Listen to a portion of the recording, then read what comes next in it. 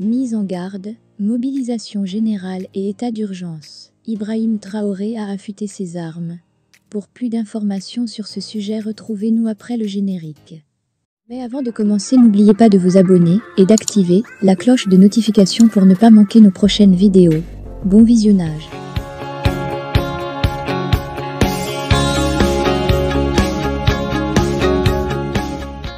Requérir les personnes, les biens et les services, avec le droit de restreindre les libertés. Objectif, assurer le fonctionnement régulier et la sécurité des institutions. Depuis jeudi 30 mars 2023, plusieurs zones sur le territoire national sont désormais en état d'urgence. Plusieurs provinces de la boucle du Moune, Cascade, Centre-Est, Centre-Nord, Est, les Hauts-Bassins, le Nord et le Sahel sont concernés. Selon le communiqué du Conseil des ministres qui a approuvé le décret, la décision permet de renforcer l'existence des moyens juridiques dans le cadre de la lutte contre le terrorisme dans ces régions. Avant cela, le président de la transition, Ibrahim Traoré, a adressé une lettre N-002-094/PF du 9 décembre 2022, relative à la consultation officielle du président du Conseil constitutionnel en vue de la prise de décret portant ordre de mobilisation générale et de la mise en garde. Le 15 décembre, le Conseil constitutionnel a émis un avis favorable pour la prise de décret portant ordre de mobilisation générale et de la mise en garde. Une note qui a été publiée dans le journal officiel du Faso, 3 mois plus tard. Ainsi, désormais, les Burkinabés découvrent le dispositif mis en place par le président de la transition dans sa lutte contre le terrorisme.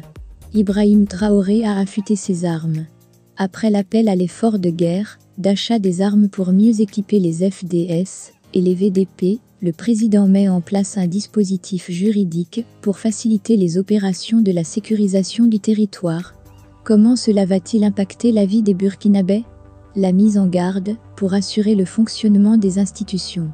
Qu'entend-on par mise en garde et mobilisation générale?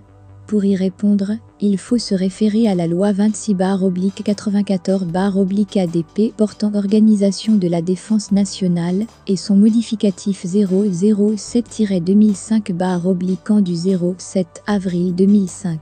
En son article 2, cette loi stipule que le pouvoir exécutif, dans l'exercice de ses attributions constitutionnelles, prend les mesures nécessaires pour assurer la défense. En cas de danger menaçant la sécurité et l'intégrité territoriale, la sécurité des institutions et celle des populations, le chef de l'État peut, outre l'état d'exception, décréter pour tout ou partie du territoire national, l'une ou plusieurs des mesures suivantes: la mise en garde, l'état d'urgence et la mobilisation générale. Le président de la transition a décidé de prendre ces 3 mesures en même temps, preuve que la guerre est plus que jamais la priorité. D'abord, il a décidé de la mise en garde. L'objectif de ce décret est d'assurer le fonctionnement régulier et la sécurité des institutions légales, de diminuer la vulnérabilité des populations ou des équipements vitaux du pays, de garantir les opérations de mobilisation et d'action des forces de défense et de sécurité. Ainsi, selon la loi portant organisation de la défense nationale, la mise en garde confère au chef de l'État le droit de requérir les personnes, les biens et les services, le droit de restreindre les libertés de circulation, de réunion, d'expression, de limiter les sources d'information, mais pas que.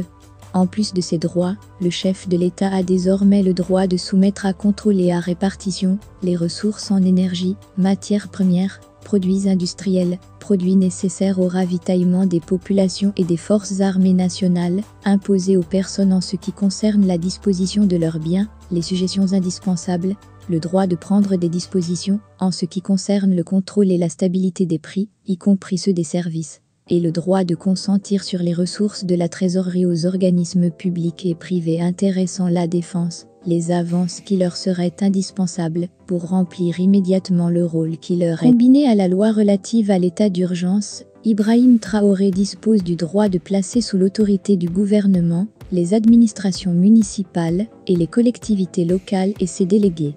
De même, les polices sont conférées au chef de l'État et à ses délégués dès lors que ladite loi est décrétée. La mobilisation entraîne l'état d'urgence. Toujours selon la loi 26/94/ADP portant organisation de la défense nationale et son modificatif 007-2005/an du 07 avril 2005, la mobilisation peut être partielle ou générale. Son article 5 stipule que la mobilisation partielle rend applicable dans tout ou partie du territoire certaines des mesures de défense préparées à l'avance. La mobilisation générale rend applicable l'ensemble de ces mesures sur toute l'étendue du territoire. La mobilisation, partielle ou générale, entraîne l'état d'urgence dans les parties du territoire concerné. Et cet état d'urgence au Burkina Faso repose sur la loi N-023-2019/an du 14 mai 2019 portant réglementation de l'état de siège et de l'état d'urgence au Burkina Faso. En son chapitre 3, article 10, la loi stipule que l'état d'urgence est une situation de crise permettant aux autorités administratives de prendre des mesures exceptionnelles en matière de sécurité et qui sont susceptibles de porter atteinte aux droits et libertés des personnes. L'état d'urgence peut être déclaré sur tout ou partie du territoire, soit en cas de péril imminent résultant d'atteintes graves à l'ordre public, soit en cas d'événements présentant le caractère de calamité publique de par leur nature et leur gravité. NDLR. Lire plus sur les restrictions dans l'encadré. Les restrictions en état d'urgence.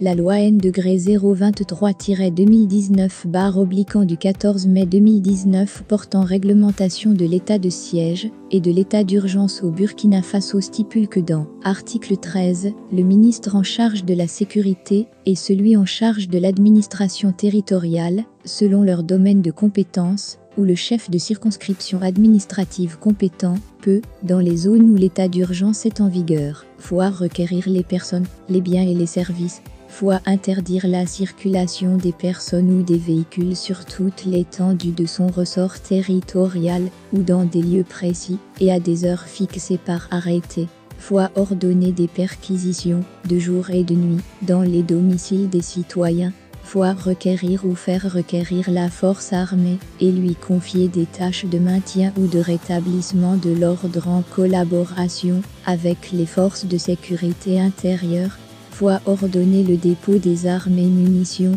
la recherche de toute cache d'armes et procéder à leur enlèvement en cas de découverte, contrôler les contenus des médias et interdire les publications, quel que soit le support utilisé, ainsi que les réunions qu'elle juge de nature à inciter, à créer ou à entretenir le désordre, contrôler, interdire et faire cesser tout enseignement, prêche, programme ou activité incitant à la violence, à la haine ou à l'extrémisme religieux, assigner à résidence toute personne qui incite, crée ou entretient le désordre de quelque manière, que ce soit suspendre ou dissoudre tout groupe ou association qui participe ou incite à la commission d'actes portant atteinte à l'ordre public.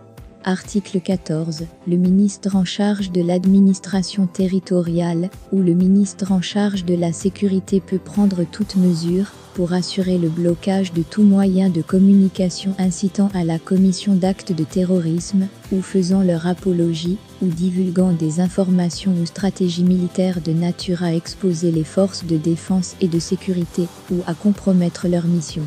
Ces mesures cessent en même temps que la fin de l'état d'urgence. Elles sont soumises au contrôle du juge administratif. L'Assemblée nationale est informée des mesures prises par le gouvernement pendant l'état d'urgence.